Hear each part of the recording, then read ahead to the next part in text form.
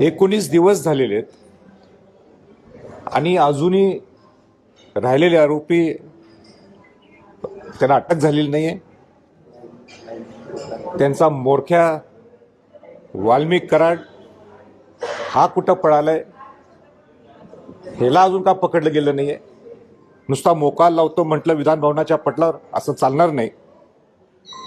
आणि ह्या मोरक्याला, वाल्मिक कराड या मोरक्याला संरक्षण देणारे इथले मंत्री, ह्यांची अजून मंत्रिमंडळातून हक्कलपट्टी का झाली नाही, त्यांनी राजीनामा का दिला नाही, हा आमचा प्रश्न आहे. माझा म्हणण्याचे मी महाराष्ट्रात पहिला होतो की मंत्रिपद शपथ घ्यायच्या अगोदर मी त्यांना सांगितलं होतं की ह्या केसला जर न्याय द्यायचा असेल तोपर्यंत तुम्ही ज्या वाल्मिक कराडचे जे आश्रयदाते आहेत हे ना तुम्ही मंत्रिपद करू नका. तरी तुम्ही केलं ठीक आहे.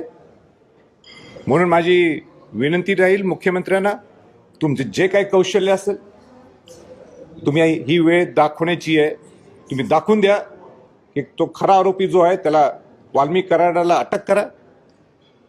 आणि अजितदादांना सुद्धा मला सांगायचं आहे की तुमच्या पक्षातला हे मंत्री आहेत. अजितदादा नेहमी परखडपणाने आपलं नियोजन, आपलं काम करण्याची पद्धत दाखवत असतात. आज तुम्ही सुद्धा कसं का हे संरक्षण द्यायला लागलेलं आहे अशा लोकांना? मला सांगा, स्वतः पंकजा मुंडेंनी सांगितलं त्यांच्या सभेत की वाल्मिक कराड शिवाय धनंजय मुंडेंचा पान हलत नाही.